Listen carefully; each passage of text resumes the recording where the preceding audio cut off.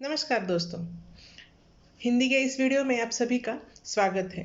बच्चों, पिछली बार हमने देहात और शहर इस कहानी का आधा हिस्सा देखा था, जिसमें देहात शहर को खत लिख रहा है और उसमें अपने देहात के बारे में जो परेशानियां हैं वह बता रहा है।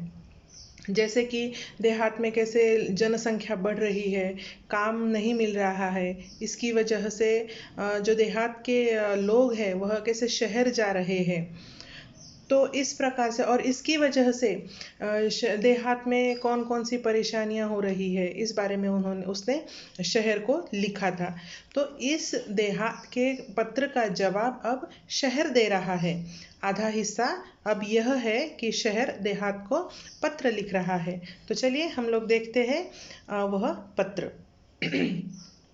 प्रिय मित्र देहात, नमस्कार। आज स्वतंत्रता दिवस है। इस उपलक्ष्य में हार्दिक बधाई। पत्र मिला, तुम्हारी प्रगति के बारे में जानकर खुशी हुई। मित्र, परिवर्तन सृष्टि का नियम है, भला तुम्हारी स्थिति क्यों न बदलती। धीरे धीरे और भी विकास होगा। धीरे धीरे रे मना, धीरे सब कुछ होए। माली सींचे 100 घड़ा, ऋतु आए फल होए। तो शहर क्या कह रहा है कि 15 अगस्त के दिन इसने खत लिखा है। तो इसलिए 15 अगस्त को क्या होता है, स्वतंत्रता दिवस होता है। तो सबसे पहले उसने देहात को स्वतंत्रता दिवस की बधाई दी और उसके बाद क्या कहा कि तुम्हारी जो भी कुछ प्रगति हो रही है, कि कोई योजना के बारे में लोग जागरूक हुए हैं, कौन सी परियोजना के बारे में लोग जागरूक हुए हैं, तो इस वजह से जो इसकी ऐसी जो प्रगति हो रही है, इसके लिए वह पहले बधाई दे रहा है। और फिर बोल रहा है कि परेशान होने की कोई ज़रूरत नहीं है। धीरे धीरे सबकी परिस्थिति बदलती है और धीरे धीरे विकास होता ही है। तो यह 2 पंक्तियां गाने की यहाँ पे दी हुई है कि धीरे धीरे रे मना, धीरे सब कुछ होए। माली सींचे 100 घड़ा, ऋतु आए फल होए। इसका क्या मतलब है कि जो अपने मन को जो है वह धीरज रखने के लिए कह रहा है और धीरे धीरे ही और समय आने पर ही सब कुछ होता है। जैसे कि अगर माली किसी पौधे को 100 घड़े भी पानी दे दे तो भी क्या होता है, झट से फूल या फल नहीं आते हैं। उसके लिए एक ऋतु होना आवश्यक है। उस समय योग्य समय पर ही वह फल आते हैं। माना कि कुछ परेशानियां हैं, वहाँ के परिवार तेजी से मेरे यहाँ आ रहे हैं, परंतु यहाँ आकर भी सब कुछ कहाँ सुखी है। चिराग तले अंधेरा है। इसका क्या मतलब है, चिराग तले अंधेरा मतलब दिया देखा है आपने। अगर दिया हमने ज़मीन पर रखा तो उस दिए के नीचे अंधेरा होता है। तो इसका क्या मतलब है कि सब लोग क्या बोलते हैं, शहर में अच्छा होता है, शहर में तो बहुत सुविधाएं हैं, शहर में सब कुछ खुशियाँ होती है। पर ऐसा नहीं होता है। जैसे कि चिराग तले अंधेरा होता है, वैसे ही शहर में सब कुछ होने पर भी कुछ परेशानियां शहर में भी है। जिन बस्तियों में, जिन हालातों में वे रहते हैं, तुम सुनोगे तो और बेचैन और व्यथित हो जाओगे। मेरे यहाँ की दिन ब दिन बढ़ती भीड़ से मैं परेशान हो उठा हूँ। जिस चमक दमक की बात तुम कर रहे हो वह सबको कहाँ उपलब्ध है। तुम्हारे यहाँ से जो यहाँ आते हैं कई बार बाद में पछताते भी हैं। क्या कहता है शहर कि ऐसा मत सोचो कि शहर में सब कुछ अच्छा है, शहर का सब अच्छा हो रहा है, यहाँ पर जो भी आएगा वह खुश ही होगा, सुखी ही होगा। ऐसा कुछ नहीं है। क्यों? क्योंकि अगर तुम देहात से जो लोग आते हैं वे किन बस्तियों में और किन परिस्थितियों में रहते हैं यह जानोगे तो और भी बेचैन हो जाओगे और भी व्यथित हो जाओगे। क्यों? क्योंकि शहर में इतनी भीड़ है कि रहने के लिए भी जगह नहीं है। लोग छोटे छोटे घर, एक एक रूम में रहते हैं। बस्तियां अस्वच्छ होती है, बहुत ऐसे कंजेस्टेड जगह होती है वहाँ पे रहने के लिए। और जो चमक दमक है यह सबके नसीब में नहीं होती, किसी के नसीब में ही चमक दमक होती है, बाकी के लोगों को तो परेशानियाँ झेलने ही पड़ती है। और कई बार तो ऐसा होता है कि जब ये गांव से लोग आते हैं तो वे बाद में पछताते हैं कि मेरे गांव में ही अच्छा था, यहाँ पे क्यों आया। तो ऐसी परिस्थिति शहर में भी है। मैं चाहता हूँ कि तुम अपने लोगों को समय रहते अपना महत्व समझाओ। छोटा परिवार, सुखी परिवार की बात अब उनकी समझ में आ जानी चाहिए। तुम उन्हें बुराइयों से दूर रखकर विभिन्न व्यावसायिक कौशलों, कंप्यूटर संबंधी जानकारी विकसित करने की तरफ ध्यान दो। शहर क्या कहता है देहात को कि तुम सब लोगों को जो है वह देहात का महत्व समझाओ कि किस तरह से देहात भी अच्छा है। ऐसा नहीं कि सिर्फ शहर भी अच्छा है, देहात भी अच्छा है, बल्कि ज़्यादा अच्छा है। इस बारे में इसका महत्व तुम सब लोगों को बताओ। छोटा परिवार, सुखी परिवार, यह बात लोगों के मन में बिठाओ कि इससे ये कितनी महत्वपूर्ण बात है। यह तुम लोगों को बताओ, उनके दिमाग में डालो। और देहात में जो बुराइयां हैं तो उनको हटाकर, बुरी आदतें जो है उनको देहातियों के मन से हटाकर उसकी जगह पे विभिन्न कौशलों को भरो। और कंप्यूटर का ज्ञान उन्हें दे दो, उनकी जानकारी उन्हें दे दो। तो क्या होगा कि विभिन्न कौशलों पर आधारित ये जो देहात के लोग हैं छोटे छोटे लघु उद्योग कर सकेंगे, व्यवसाय कर सकेंगे, अपना पेट पाल सकेंगे, और देहात भी हरे भरे रहेंगे और शहरों में भी ज़्यादा भीड़ नहीं होगी और वहाँ भी खुशहाली होगी। खेत तो ग्रामीण जीवन की आत्मा है। दौड़ना, तैरना, पेड़ों पर चढ़ना उतरना तो वहाँ के बच्चों की रग रग में रचा बसा है। देखो, एक महत्वपूर्ण बात यहाँ पे शहर क्या कह रहा है कि खेल जो है वह तो ग्रामीण जीवन की आत्मा है। क्यों? क्योंकि देहातों में बहुत ऐसी जगह होती है जहाँ पे बच्चे मैदान में जाके खेल सकते हैं, खुली हवा में जाके खेल सकते हैं, दौड़ते हैं, भागते हैं, पेड़ों पे चढ़ उतर कर सकते हैं, करते हैं। तो यह जो है उनकी रग रग में बसा है। और ये बात जो है यह एक खिलाड़ी को निर्माण करने के लिए बहुत आवश्यक होती है। आज कितने विख्यात खिलाड़ी गांव से ही आगे बढ़े हैं। उनको प्रोत्साहित करना तुम्हारी नैतिक जिम्मेदारी है।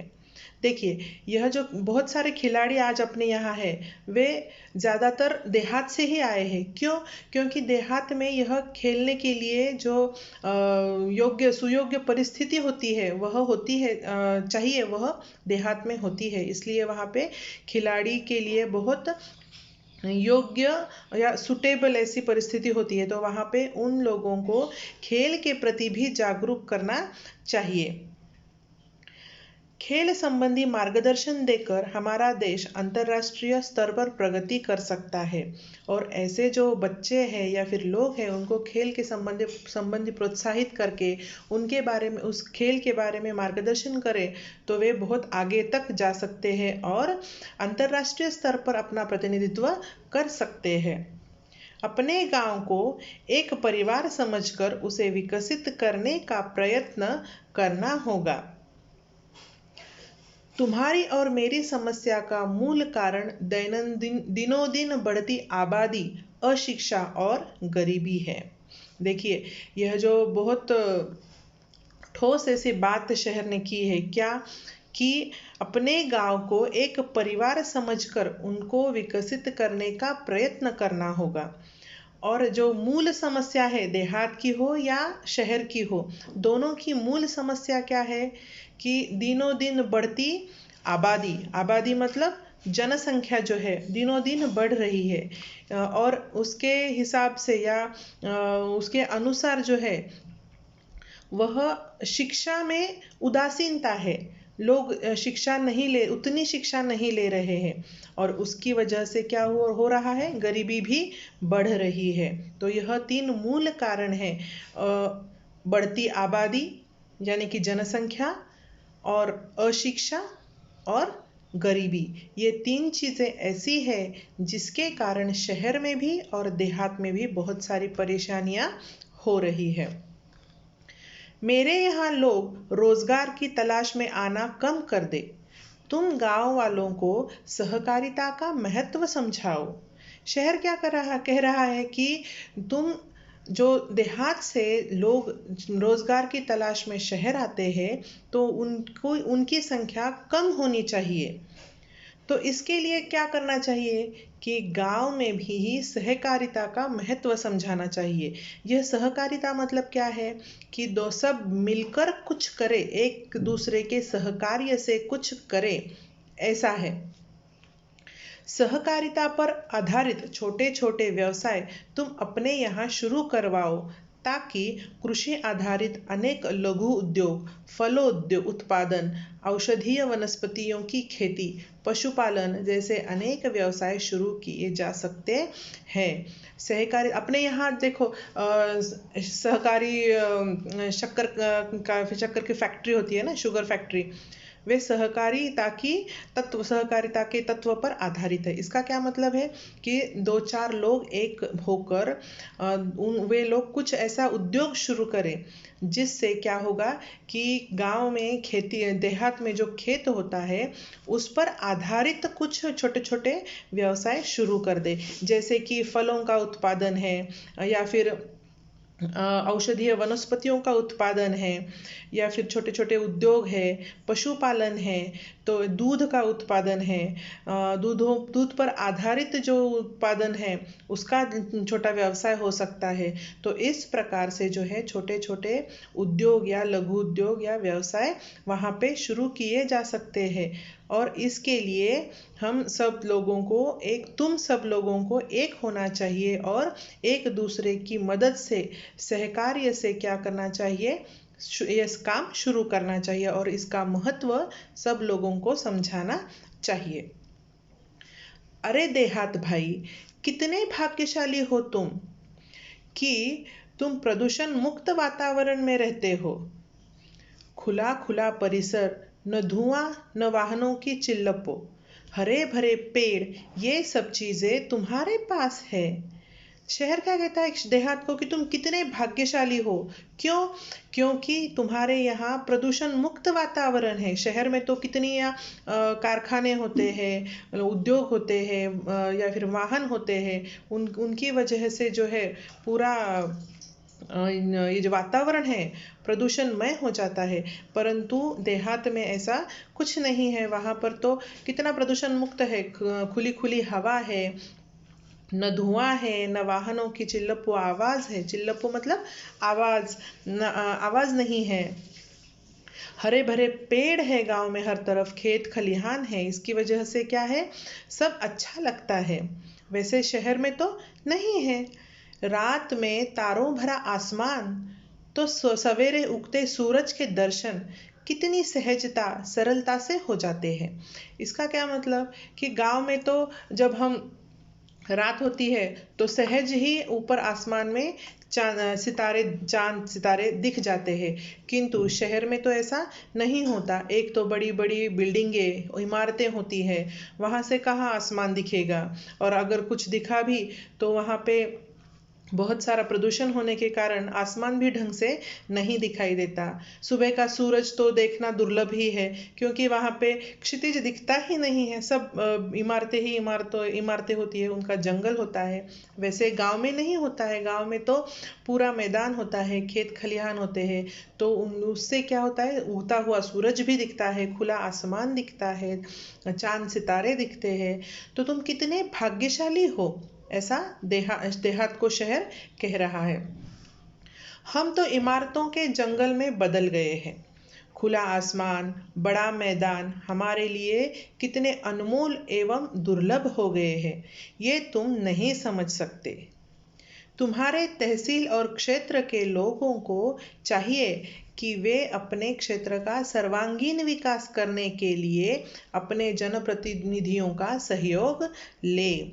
आगे जाके शहर क्या कह रहा है कि तुम्हें अगर तुम्हारा विकास करना है, लोगों को, देहात के लोगों को अगर देहात में ही कुछ काम दिलाना है, रोजगार दिलाना है, तो तुम क्या करो कि तुम्हारे तहसील और उस क्षेत्र में जो लोग कार्य करते हैं तो उन सब लोगों को एक कर लो और उनको अपने जनप्रतिनिधियों का सहयोग लो और कुछ ऐसा काम करो जिससे देहात का विकास हो। तुम्हारे यहाँ जो बच्चे विद्यालय में पढ़ रहे हैं, यदि अभी से उन्हें सही दिशा, उचित मार्गदर्शन दिया जाए तो भविष्य में वे भी हम सबकी व्यथा कम कर सकते हैं। वे ही हमारे आशा स्थान है। वैसे भी हम बच्चों को क्या कहते हैं कि देश का भविष्य कहते हैं। क्यों? क्योंकि तुम लोग जो बच्चे लोग हैं वह बड़े होके क्या होने वाले हैं? इस देश के नागरिक होने वाले हैं और इस देश को चलाने वाले हैं। तुम ही लोग हो जो आगे जाके अपने नए नए व्यवसाय शुरू करोगे, काम करोगे, तभी तो देश आगे बढ़ेगा। तो इसलिए जो देहात में बच्चे पढ़ रहे हैं, स्कूल जाने वाले बच्चे हैं, तो उनके मन में भी यही विचार डालो, अच्छे विचार डालो, प्रगति के विचार डालो और उन्हें सही दिशा दिखाओ और उचित मार्गदर्शन भी करो, जिसके कारण वे बच्चे जो है वह अच्छी पढ़ाई करके अपने ही गांव में रहकर वहीं पे कुछ अपना काम धाम शुरू करे और देहात को भी आगे बढ़ाए, शहर में भी ना भीड़ बढ़ेगी और अपना देश प्रगति पर भी चलेगा। और ये जो बच्चे हैं वही हमारे आशा स्थान है। मुझे पूरा विश्वास है कि उन पर अवश्य ध्यान दिया जाएगा और शहर यह आशा व्यक्त करता है देहात के पास कि तुम देहात जो है, देहात के लोग जो हो वे सभी लोग जो है वह देहात के बच्चों पर अवश्य ही ध्यान देंगे और उन्हें उचित दिशा और सही मार्गदर्शन भी करेंगे और इससे हम सबका ही भला होगा। तुम्हारा अपना शहर। तो यहाँ पर यह खत खत्म होता है, यह पत्र खत्म होता है, जिसमें देहात ने भी और शहर ने भी अपने अपने विचारों को, अपने अपनी परेशानियों को, अपनी अच्छी और बुरी चीज़ों को सब यहाँ पे एक दूसरे के सामने रखा है और इन दोनों के माध्यम से लेखक हमें यह बताना चाहते हैं कि शहर में क्या है और देहात में क्या है और किस तरह से हमें अपना परिवार छोटा रखना चाहिए, जनसंख्या पर नियंत्रण करना चाहिए और अपने अपने गांव में ही रहकर, फिर वो शहर हो या देहात, वहीं पे रहकर कुछ काम या फिर व्यवसाय शुरू करके हम उन्हीं प्रदेशों को, उन्हीं क्षेत्रों को आगे बढ़ाना चाहिए। इससे क्या होगा कि किसी एक जगह पर ही भीड़ नहीं बढ़ेगी और दूसरी जगह पे परेशानी नहीं होगी। यही इस पाठ से हमें बताया गया है।